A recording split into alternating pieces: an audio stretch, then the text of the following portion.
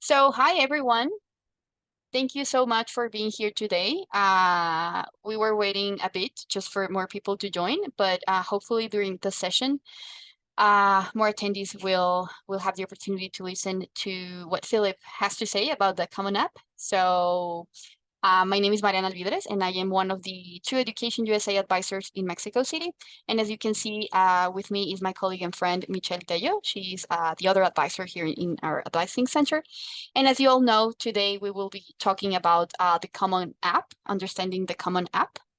And this session is particularly targeted to parents and counselors because we, of course, you know that we work all the time with students here in Education USA, but we can also work and we are happy to help parents and counselors and teachers to understand this crucial process for the admission process in the US. So with us, our guest speaker is Philip Moss, and he is the Assistant Director of International Recruitment at Mississippi State University. So he will be talking the whole session, basically. So thank you so much, Philip, for being with us today. And let's get started. So before we begin with everything, we just want to say Happy Teachers Day because probably you don't know this, Philip, but here in Mexico, we celebrate Teachers Day today. So this session is particularly for you, and we are so happy to celebrate all your hard work and everything that you do for our students and for your students, obviously. But our agenda is this one. So we will talk just a bit, super brief about what is Education USA in case you don't know what we do. And then we will briefly talk about the Mental Health Awareness Month 2024 because we're celebrating, well, we're in observance of that particular event in May. And then we will be talking about understanding the Common App and a walk through a 2024 application. And finally, we'll have a Q&A section if you have any questions. So what is Education USA? We have a video for you, and please let me know if you can hear what I hear.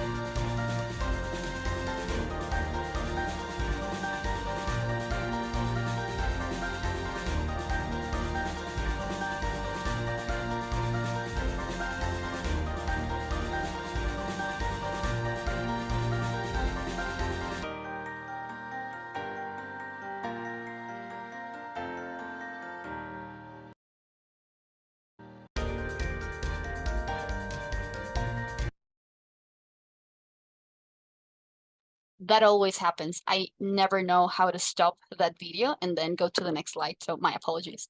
So what is Education USA? As you just saw in the video, we are a global network of advising centers from the U.S. Department of State, from the U.S. Department's Bureau of Educational and Cultural Affairs. And what we do, excuse me, is to offer accurate, comprehensive, and current information about the full range of accredited U.S. higher education institutions. And in that regard, we offer free access to introductory information on U.S. study. And as like I mentioned before, we work with students, but also with professors and with parents. So that's what we do. We are advisors, and we are here to help. And we have more than 430 centers across the globe, across the planet, in more than 175 countries. And in Mexico, we have 23 advising centers. Some of them are comprehensive and some others are not. But for example, if you are following the session from Mexico City, here in Mexico City, we are based on the Benjamin Franklin Library, which is which is, excuse me, the U.S. Embassy Library in Mexico. So you can visit us here. And you can find more information on our blog in Education USA Mexico's blog. So we have a quick quiz for you all. You can type your answers in the chat. And I just mentioned it like 2 seconds ago. So what is Education USA and how many advising centers are there in Mexico? A, we are a global network of advising centers and we have 23.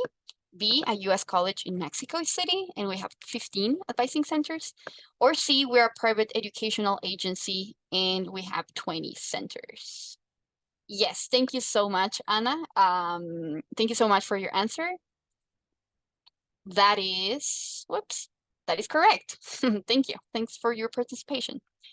So, continuing with the conversation, we offer these services in 3 formats. The first one is in center. Right now we are having this conversation in our advising center. And what can you find here? We offer info sessions like this one for today. We also offer one-on-one sessions for students and for counselors or for parents. So if you have any questions or doubts regarding the application process, you can reach out and we will be more than happy to help. And also we have workshops and offer official materials and guides for studying in the US. So we do that. And we also do that outreach, you know.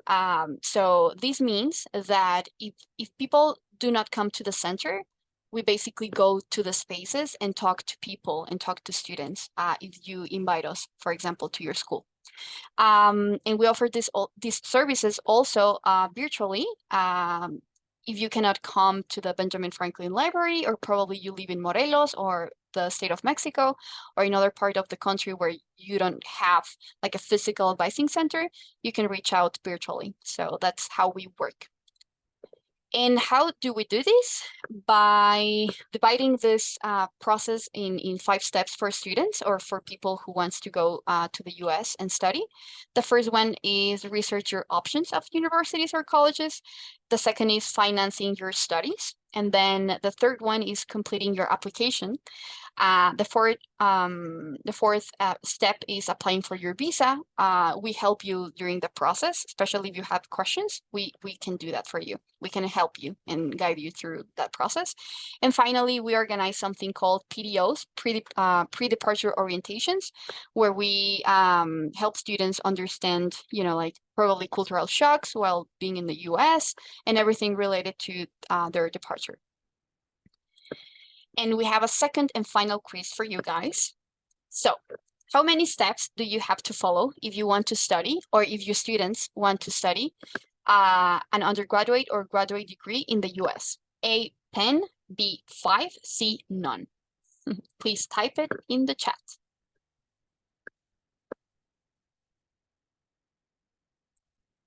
Thank you, Anna. You're such a great attendee. Thank you so much. Exactly. We have 5 steps. And last but not least, like I mentioned before, in the US, as you all know, you know, like in different months, we observe a certain event or celebration. So for May, we are observing the Mental Health Awareness Month. We're observing mental health. And what is this? I don't want to say celebration, but we observe this, and it was established in 1949 to increase awareness of the importance of mental wellness and to celebrate recovery from mental illness.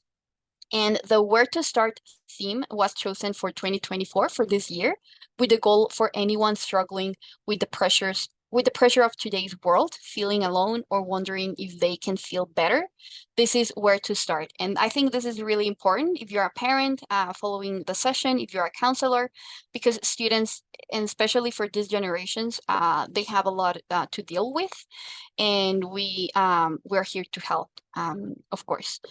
And again, before I pass it on to my colleague, Philip Mose, I just want to remind you guys that you can type your questions in the chat and we will have some time in the end to address them. So now it's time to understand the Common App. So Philip, the floor is yours. Thank you. Hi, my name is Philip Moss. I'm excited to speak with you today, give you a little bit of my inside knowledge of the Common App. I've worked in domestic recruiting for a long time. I've worked in international recruiting for about 3 years now, helping international students find their place. I see my role as helping students understand what they're getting into with Mississippi State, understanding, making informed decisions. So today I'm going to talk about the Common App and help you understand how to complete that to apply to various colleges in the U.S. And I will touch on various points throughout the presentation. And so feel free to ask questions at any time, but certainly at the end, we'll save time for questions. So next slide, please. All right, so the purpose of the Common App is for you to streamline the application process. In the US, there are more than 4,000 colleges. And for someone coming from an international college or even someone in the US, they may not know the difference between all these colleges. So how do you narrow down your choices? Well, the Common App helps you have one centralized location to view all the common application material questions, and we'll go through some of those throughout this presentation. You'll see screenshots of a real Common App. I will say this year I had this special role of being a parent of a student with the college search. I had I have a high school senior myself that was applying to colleges, and he applied to 2 colleges through the Common App. He also did apply and is going to enroll at Mississippi State University, the college I work. So I'm very excited about that. I certainly had a role in him going, but he did make the best decision for himself. And so you'll get to see some of the things that he saw when he was completing the Common App. Common App is free for students to complete. However, some colleges will require an application fee, and you can complete the Common App, and you can then see what colleges are free. And so you can certainly say, I'm only going to apply to colleges that accept that don't have an application fee, and that would be up to you. Most colleges, including Mississippi State, do accept a Common App fee waiver. Fee waiver will in no way impact your college decision. So if financially you would benefit from having a fee waiver, there'll be a place that I will point out on the application that you'll check, and it will be no problem at all. Last thing I'll just say is that each individual college might ask for some additional questions on the Common App. And so you'll have your standard questions, but then some colleges want just to know a little bit more information. So be prepared for that. All right. Next slide, please. All right. So this is the global data, and you can hit advance several times. There are over 1 million students each year that use the Common App. And you can see you can apply it to up to 20 colleges, but most people are not applying to 20 colleges. 20 colleges would be a lot of colleges for one to apply to. Typically, a student is going to apply to 3, 4, or 5, probably at the most. But you can see that the global data from Common App is that some people applied to as many as 20. And of course, if you have more than 20 on your list, bless you, and bless your parents and your Education USA advisors helping you navigate through all those choices. But the 5 steps that Miss Marina talked about at the beginning is researching your options. And so before we get to the Common App application, you should be researching your options to figure out which are going to be the best options for you. So hopefully you're not applying to 20. All right, next slide, please. All right, yeah. All right, next slide, please. All right, Common App versus institutional app. So the Common App, some schools, some universities will only let you apply through the Common App for theirs.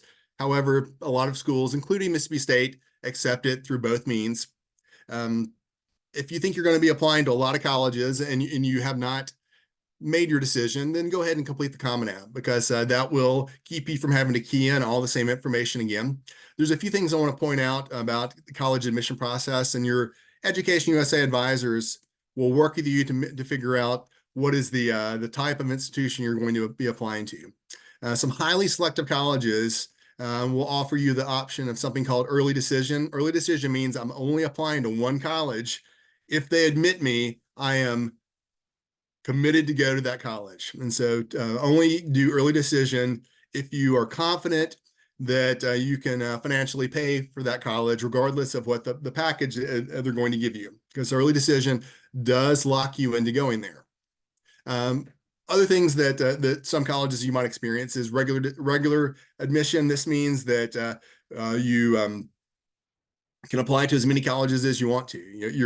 You're at some places competing against a group of students for a limited number of spots. Other places, colleges like Mississippi State are going to admit everyone that meets the criteria.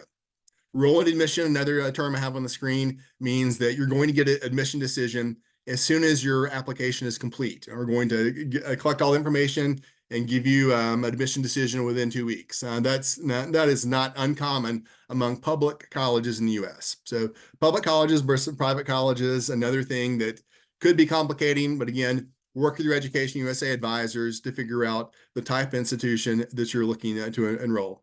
All right, next slide, please. All right. This is the first page you're going to see when you go to commonapp.org. You can see you can choose the type of what your role is. Are you a first-year student, meaning you're just graduating high school? Are you a transfer student? Have you attended some college? Are you an educational professional? So this could be any of your school officials. And are you a parent? And so you choose your status. And typically, I think I'm mostly talking to students. But yeah, you include your email address, and as soon as you enter your email address and hit submit, it will send you a confirmation to making sure that there's no typos and that they have your email address correct. So let's advance, please. All right, Common App opens every August 1st for the academic year. So the academic year in the U.S. is fall, spring, summer, and that is the typical academic year. And so you could go ahead and you could start on your Common App right now if you wanted to. If you feel like you have some time on your hands, go ahead and start on it. However, realize on August 1st, you're going to have to go in and refresh and change it to the next academic year. You will not be required to key in all the information. But if you just want to see what it looks like, you're certainly welcome to do that. Again, this is screenshots of my high school senior, who is Philip Jr., and his college search. So this is what he sees initially. All right, so here are all the sections that you see from my college Common App, the college search process, and then financial aid resources. So we're going to talk through some of those and help you understand everything that you're going to need to complete on each of these sections. Right. The profile section is going to ask for your name, your education, where you went to school. Testing, it's going to ask about different standardized tests that you took, whether that's the SAT, the ACT, any language test. We'll talk about language proficiency and some of those requirements in a little bit. It's going to ask about writing, and that includes the essays. So we're going to talk a lot about essays and what that looks like. Under educational or under personal information, it will ask you to list your address, and then I've asked Common App to examine this question. There's a question that asks for your home country, and you list your home country. Then the next question asks permanent resident, and it's implying permanent resident of the U.S. And so it's, to me, very confusing, because it seems that if it's asking you're a permanent resident where what you just listed, then you would say yes. But again, that's they're asking, are you a permanent resident of the U.S.?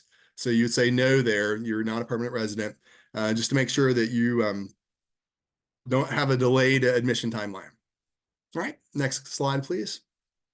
All right, this is the fee waiver that is at the very bottom of that first screen. Fee waiver, again, no, will not affect your college admission decision if you check yes. Colleges realize that application fees are expensive.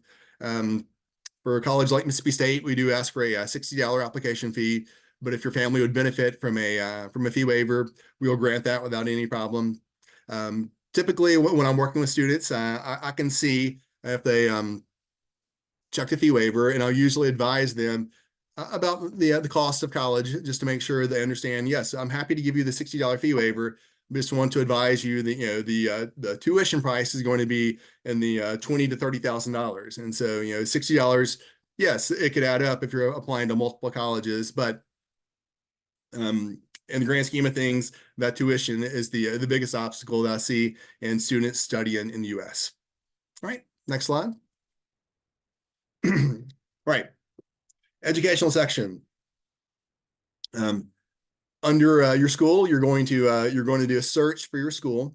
You're going to have the opportunity to find it or not find it. I think it's probably not uncommon for us in the U.S. not to be able to find your school, and that's okay. You see other things listed on the screen from courses that you took, your transcripts. You can certainly key in all your classes here. However, Mississippi State and from every college I've talked with, all this would be considered unofficial. So I would not take the time to key in all your courses here. There are other places where you can have your counselor upload transcripts. Your counselor can email transcripts to admission professionals at the college. So even though you have the opportunity to key in your information here, often that will not be considered official. Likewise, the testing material, this listed, that's optional here, or this listed here, it's probably a mix in the U.S. of what colleges would consider this official versus unofficial. So realize that you can list stuff, but sometimes we're going to want information from an official means. So proceed with caution before you spend a lot of time on that section. Next section. All right. Testing. Again, as I've said in the previous slide a little bit, international students can certainly list students here, list tests here. SAT is or ACT, both those are very common in the U.S. Most colleges in the U.S., because of COVID, are test optional, meaning that we are basing your admission based upon GPA and potentially some other factors as well. But ACT or SAT could help you earn some scholarships, help you maybe earn admission, but it's not going to hurt you to not have those. If you have them, I would in general say go ahead and submit them. If you don't have them, don't worry about that. Just realize that opportunity for scholarships might be more limited. All right, so test optional. If you're applying test optional and do not have any material, then there are some future sections on this that could be very important for you to examine. So let's talk about some of those upcoming things. Let's next slide, please. All right, before we jump into that, some schools around the world have international exit exams. I'm not familiar with Mexico having some sort of national exit exam for students. It's very common in a lot of the African countries that our students are coming to the U.S. to study. And so if you have a national exit exam, that's what this is referring to. So if you have that, we would want proof of your completing the national exit exam. So if that does not apply to you, no worries at all. It would have no bearing if it does not apply. All right, next slide.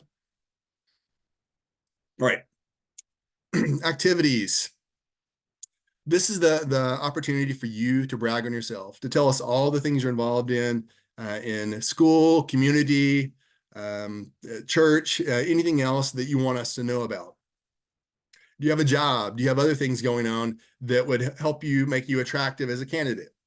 For public universities like Mississippi State, we're simply looking at your high school GPA and potentially your test scores for admission. And a lot of public schools in the U.S. would be very similar. However, private schools and some of the more highly selective public schools are going to want to know more about you. So this is where you're going to stand out between other applicants. For schools like Mississippi State that have rolling admission and don't have a capped admission, we're going to admit everyone that meets the criteria. This is not important. However, I do enjoy looking at this on international students' applications because it helps me get to know them a little better. But again, not part of the admission decision.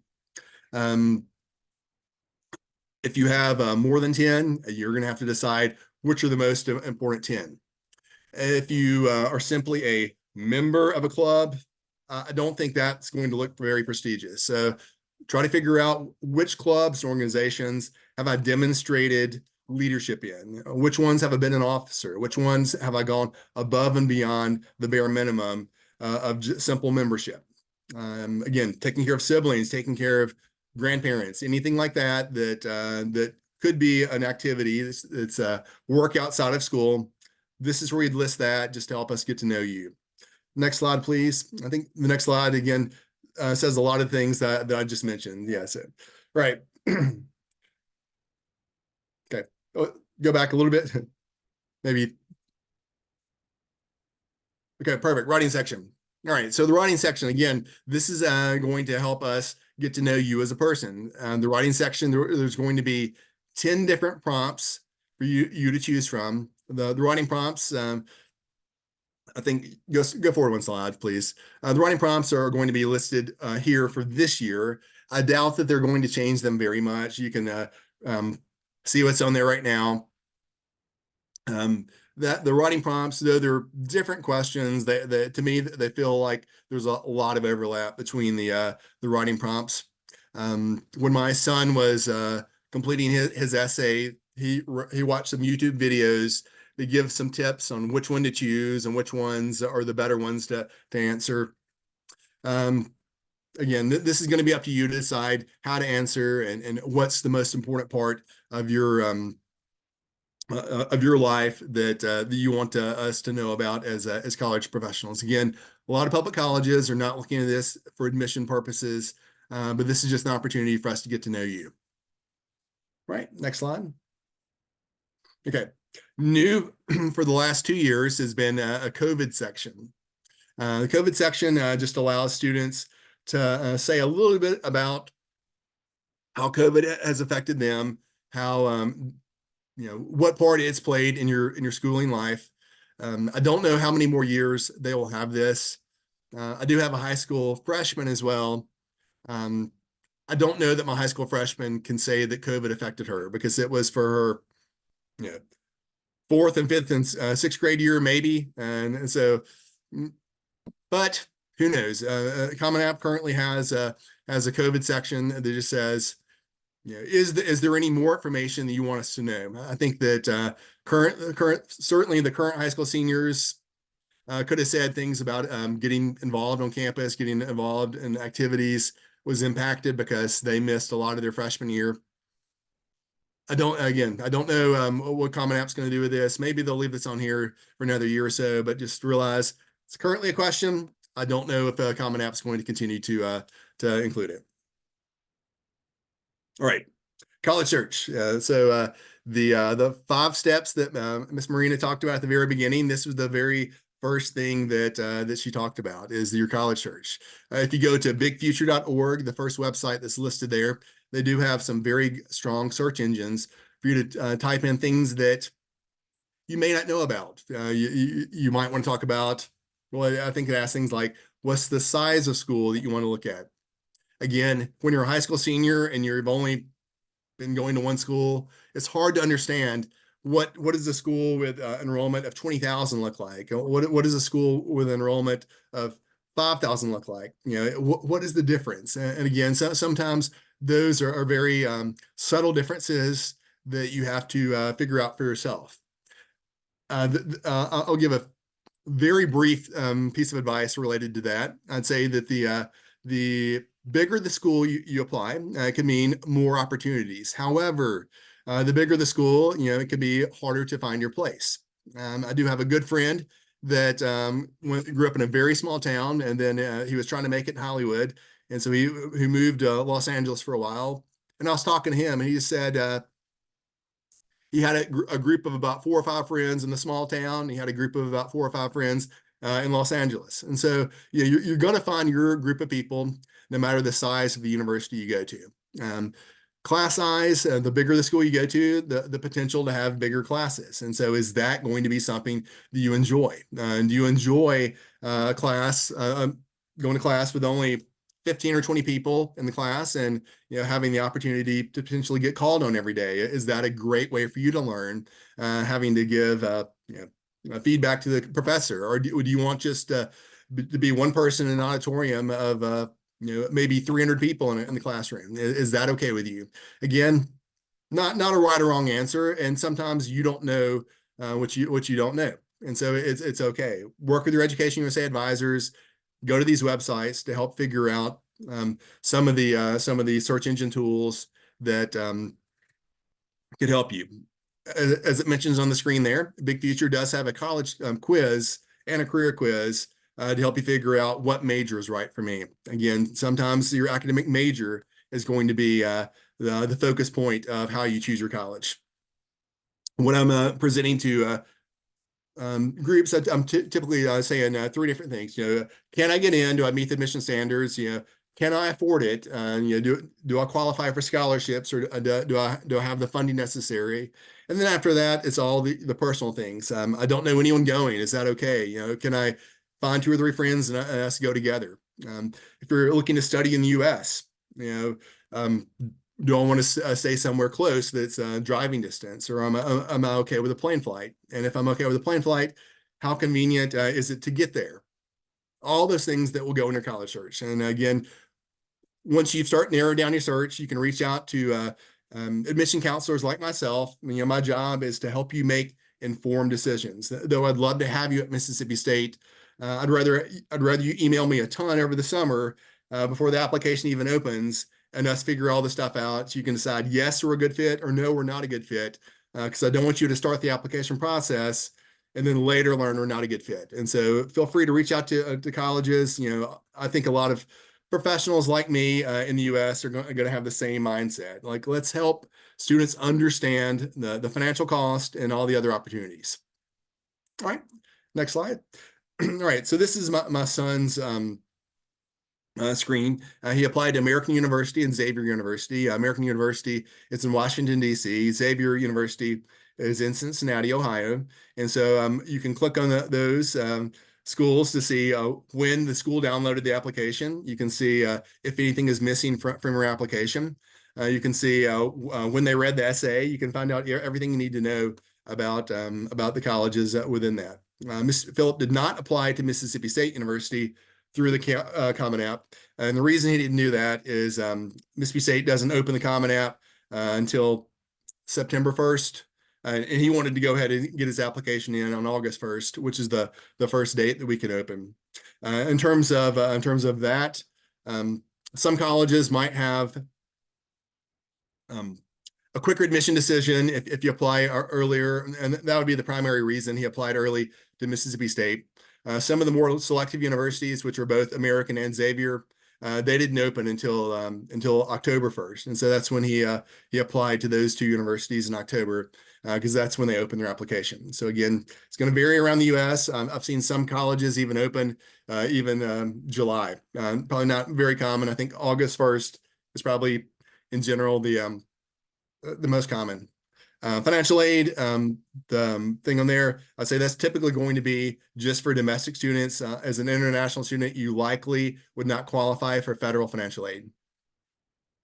All right, we're going to jump in and talk family resources. Let me say one thing about this. So family resources, again, this is on the Common App. Go to these websites and you can learn more about financing college, more about paying for college. Some of this will be slightly geared towards U.S. students, but there will be some resources in there for international students as well. So check out some of these websites as well, because it could help you figure out how to pay for college. All right, we're going to jump into a very brief presentation on Mississippi State University. This is the academic center of campus. This is what we call the drill field. Mississippi State was founded in 1878. We were founded as a men's military college, and we had drill here every morning, so that's why it's called the drill field. Very, very pretty part of campus. You see a lot of green grass. You see a business building on the far left, and engineering buildings on the far right, and the main administrative building in the distance. Okay, let's go forward. All right, this is just tells you quickly who we are. We are a 4-year public university. We do have around 22,000 students, students from around 85 countries. International students, we have slightly more than 1,000 international students. Of that, Mexico and Central America is growing heavily, growing steadily. But some of the countries in the Middle East do have the most. That's like India, Nepal. Those are the 2 of the more common countries of enrollment. But again, we are growing from Mexico and Central America. Student faculty ratio is 16 to 1. this does not mean your class size is going to be 16. Our average class size is around 40. So 40 may sound big, and let me explain and maybe make it even worse. 40 is that a 4-year average. So that probably means your first year, your average might be 80, and then your second and third year might be 40, and then your final year might be 20. So anticipate having some big classes your first year if you come to Mississippi State University.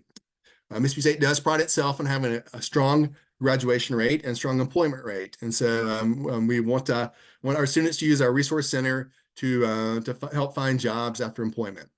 For international students, you likely know this, that when you graduate from college in the U.S., you will have 1 year before you have to leave the country.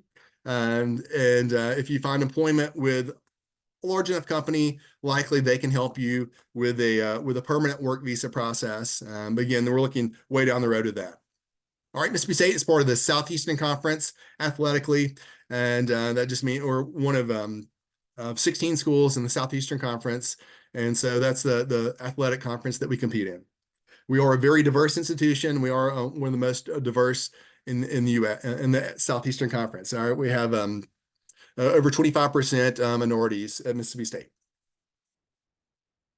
All right, next slide. All right, so this is a quick map of where we're located. So you can see the southeastern part of the United States. Over my shoulder, you can see the map of the U.S. In the corner there. So start with Mississippi. We do have, we're small town Mississippi with about 25,000 students at Mississippi, or 22,000 students at Mississippi State, and about 25,000 in the city of Starkville. I was talking to one of my international students recently, and they were telling me they're from a very large city, and that and they're a very large city from India. They said they can't stick out their hands and not touch another person, and so they like the rural atmosphere of Mississippi State. So if you're looking for a rural atmosphere, we might be the place for you. If you're looking for a big city, that's not who we are. And so we're a 2-hour drive from Birmingham. We're a 2-hour drive from Memphis, and about a 2-hour drive from Jackson, Mississippi. There is a regional airport located about 15 minutes from campus. And for the regional airport, we do have a free shuttle bus for all arriving flights coming directly to campus. And so that's the airport is GTR. It's near Columbus, Mississippi. And so we are who we are. And so you know, if you're looking for the rural laid back atmosphere, then we might be a school for you. All right, next slide, please. All right, so Mississippi State has around 185 majors. This is the list of the majors. Obviously, I'm not going to take the time to get through all of these right now, but I will say in general, I see a lot of my international students majoring in stuff from the College of Agriculture and Life Sciences, a lot of the ag-related majors. I see a lot of engineering students coming from abroad. I have probably 1 or 2 architecture students per year. Our newest major in the top left-hand corner is in the data science field, using math in a wide variety of means. My high school senior was very interested in data science and engineering, and so he's waffling between those two right now. He's currently in engineering, but I would not be surprised if he ends up in data science. We do have a school of veterinary medicine. If students are looking to become a doctor of veterinary medicine, and international students can apply to that. From the College of Arts and Sciences, for all students, the biological science major, you know, the pre-med is probably the most common major. Our second most common major is under the College of Education. That's in the kinesiology area. So students in that are often thinking of sports medicine, physical therapy, something related to one of those fields. Those are common majors in the U.S. right now. But these are all our majors, and I'm happy to, I'll later share some of my contact information. Happy to talk further about some of these. All right, next slide. All right, for admission to Mississippi State, we do want transcripts, which is your 9 through 11 if you're currently in high school. If you've already graduated, we do want the complete high school diploma. Mark sheets, again, this might be a term that's not familiar with you. And so if your country has mark sheets, then we'd want those, but not required if your country doesn't have that. The next sentence there talks about evaluated transcripts. Our transcript evaluation team is very good. I would say that for most applicants, they're not going to make you go through an evaluation service. That's going to cost you an additional $100. But realize we can likely evaluate your transcript, but if we get it and the transcript evaluation team is not familiar with something on there, then they might let you know that you'll have to go through an evaluation. But don't do that to start with. Let's try to get it submitted otherwise. English language proficiency. I think the next let's go to the next slide. I think it does have the language requirements. For a student from Mexico, you would have to submit language requirements. These are some of the potential language requirements. Duolingo, we are accepting now officially Duolingo, and we ask for a score of 120 for full proficiency in Duolingo. So these are some of the requirements. If you're looking at engineering might have a slightly higher requirements for some of those scores, but you could be admitted to the university with those scores. But again, engineering might ask for a 79 on the TOEFL and a 6.5 on the IELTS. All right. All right. So once you're admitted, you will receive an email from the International Student Services Office, and this will be some of the things on that. Again, I don't know if it's necessary for today's purposes to go deep into this, but these are going to be common steps if you're looking to study in the U.S. Having the certificate of finances. The certificate of finances would include scholarships are being offered from the university, and coming up in a slide or so, it will see what scholarships look like for Mississippi State. Proof of funding is another part of the finances, and of course, the copy of your passport. Visa interview timelines in different countries. Sometimes it's pretty miserable. I'm working with some students admitted recently whose interview is already in October. So they're 6 months away from getting the interview. And so obviously they will not be able to enroll in August. So saying this, I would say start the process early to make sure that you're able to schedule your I-20 without any problem. I don't think Mexico has the problem that some countries do. So maybe not too much of a worry, but just point this out. All right, next slide.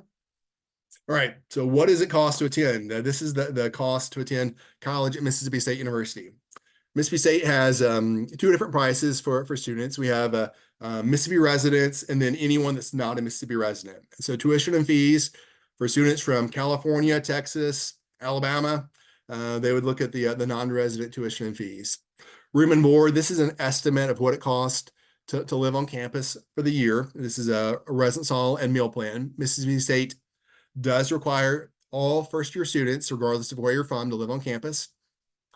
I do see some international students requesting to live off campus, and sometimes that's granted. However, I will say that that even if you're granted permission to live off campus, this cost is still what you're going to have to demonstrate at your visa interview. There will be a room and board cost regardless of where you're living. And so you may not be living on campus, but you would have to have rent, you would have to have food to some capacity.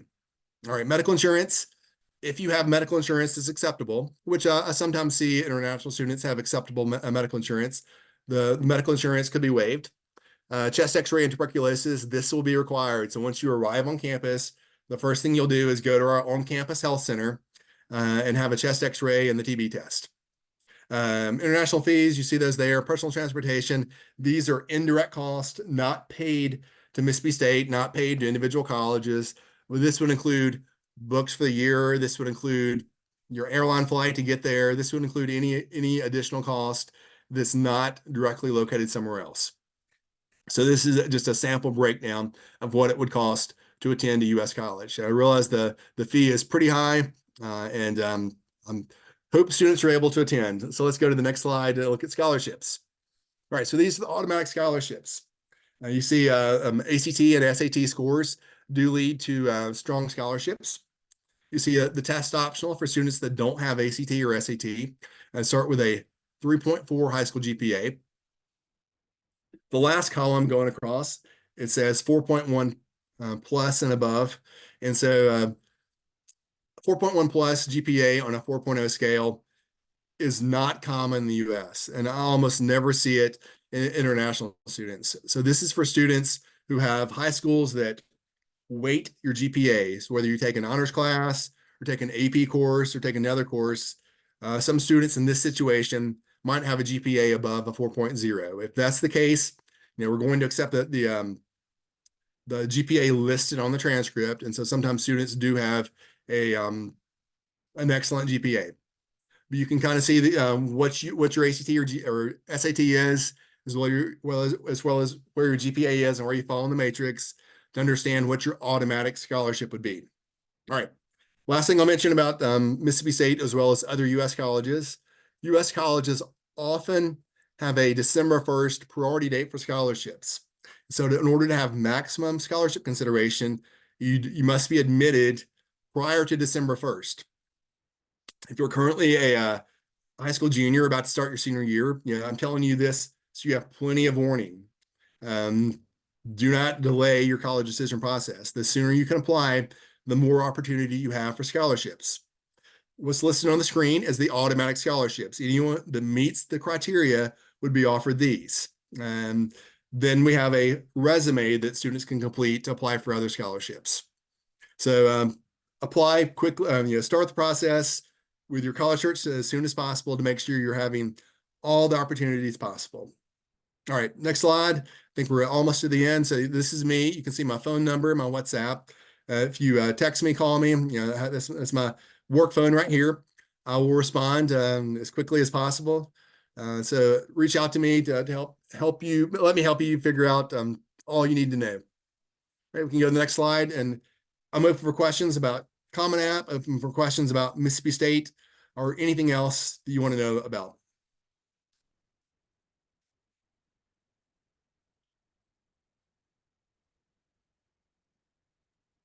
And we want them to put the questions in chat.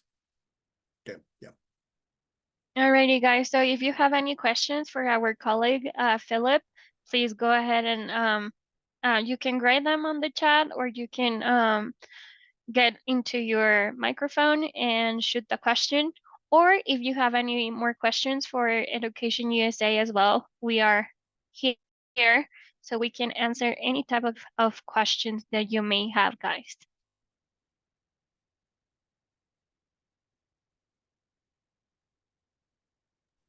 have a question. I did have a question for you, Philip. So we can have more time for attendees to think about their questions. And also before I ask you this, if some attendees want to ask the question in Spanish, we can happily translate those questions into English so Philip can answer them. So my first question, I have two questions for you, Philip. The first one is, what are the main differences between the student profile on the Common App and the parent or counselor profiles? Gotcha. Now, so the student profile, well, let's go. The student profile is what we looked at today. So you will see everything that we saw today. The parent profile, if you give your parent permission to see your Common App, they will be able to see everything. If you do not grant them permission, they will not be able to see it.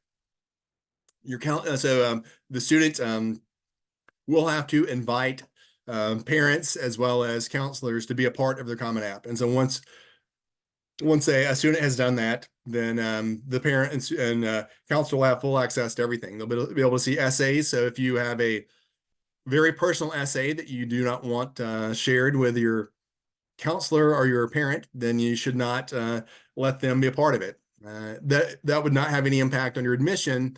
Your counselor would likely have to email directly transcripts to schools. I'd say from international applicants to Mississippi State, probably 50% of the time, counselors are uploading to the Common App portal, and 50% of the time, they're emailing them to me, and I am getting them attached to their application. So completely up to you. The parent and counselor, they'll be able to see everything that you've included. I did see a question in chat. Someone said, do I recommend not starting until August 1st? There's no reason not to start now. You could start right now and look at it just to have some idea of what's out there. Just realize that it's not going to give you an option to apply for fall 2025 just yet. The only option to apply right now would be for fall 2024, which is starting this August. If you're a high school junior, realize that you're going to have to go back in after August 1st and update everything. But there would not be a lot of information to update. Simply your graduation year would be the only thing that you would have to change. I think you would have to say on your Common App you're graduating this year in order to be able to proceed.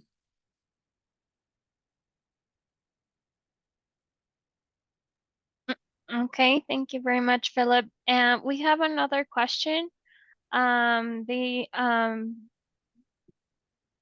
says Anna is asking if you could forward the presentation. Yes, we can do that.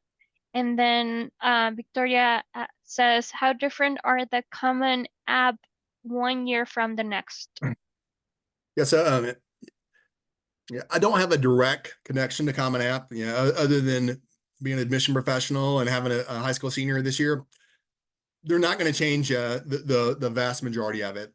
Would they potentially tweak some of the essay questions? Yeah, I think they could potentially tweak some of those. They probably look at the global data, and if there was one question that only 5% of students answer, they're like, hey, maybe this was not a well-worded essay prompt. Should we change it? So the vast majority of it will not change in any capacity. Alrighty, perfect. Thank you very much. And anyone else? Do we have any more questions for Philip, Mississippi State, or for us guys? If not, then you can just email us to the three of us, and we will gladly answer any of your questions. I do have a last question, so we can have more time for attendees to think. So the second and final question that I have for you, Philip, is what can Mexican students find at MSU? Right, so Mississippi State, as I mentioned a little bit in the presentation, very welcoming, very friendly Southern town. We have students from all over, very strong academics. With the diversity of school, there's going to be a wide variety of people that look differently, that think differently, that talk differently. The student union is one of the student hubs on campus. The diversity center is where whenever I go to campus, if I go through the diversity center, I will always see international students that I recruited, and I love going in there and getting to visit with my international students. They're often in there if they're not in classes. Faculty members are very welcoming to students. All the faculty members I've encountered want students to do well, and we want students to graduate in 4 years with job opportunities or graduate school. Mississippi State is a comprehensive university, and so if you learn through hands-on opportunity, we have very strong in the research area. We're a tier 1 research university. A lot of the research is going to be in one of two areas, either engineering or agriculture related research. We have some really cool things happening in engineering. I'll mention one thing for sure, and then I'll slightly talk about others. One thing is we have a strong aerospace engineering field. So if aerospace is something that's interesting to you, we're very big in the drone industry, the unmanned aircraft, and we're using drones with agriculture applications. So using drones to fly over newly planted fields, and the drone has a camera on it, and the camera knows what a weed looks like. So the drone is looking for weeds, so it can spot spray weeds, and then using GPS data, fly over again the next day and not respray somewhere it sprayed the day before. We have cybersecurity is a huge area for Mississippi State. We have some very strong supercomputer. So if you are interested in protecting data and helping us figure out how to better protect data, Mississippi State could be a great college for you. We have a pretty cool library. We are a U.S. presidential library, one of only 5 colleges in the U.S. that have a presidential library on our campus. We have the papers of Ulysses S. Grant, who did not go to Mississippi State, but our history department is so strong that whoever owned the papers gifted them to Mississippi State, knowing that our history department would take care of them. Abraham Lincoln, we also have one of the largest Abraham Lincoln collections on a college campus in the U.S. So pretty neat stuff, just various things of that nature. One other random thing, We have over 20 museums on campus, and one of the museums is located in our anthropology building, and it has a collection of all the digs that our students have found. And so with a comprehensive university, you're going to find the major that's right for you. There's going to be plenty of opportunity for you to find your way. The president of Mississippi State, all of his training is in agribusiness, and so he always encourages students to consider agribusiness as a major. And agribusiness obviously is not it's not as a common major as just regular business, but he always says, students, if there's always a need for food and always a need for clothing, so there's always going to be jobs in agribusiness. And so with over 120 majors, you're going to find the major that's right for you at Mississippi State. I was just typing in the chat that is impressive, that Mexican students can find definitely a lot of things at MSU. So I will just pass it on to my colleague, Michelle, so she can conclude our presentation. All righty. Well, thank you so much to everyone for attending this session, and thank you, Philip, for all your kind words and all of your advising techniques and everything. We really appreciate you to be here. And right now, you have here all of our resources, all our social media, and how to contact us here in the Advising Center in Mexico City.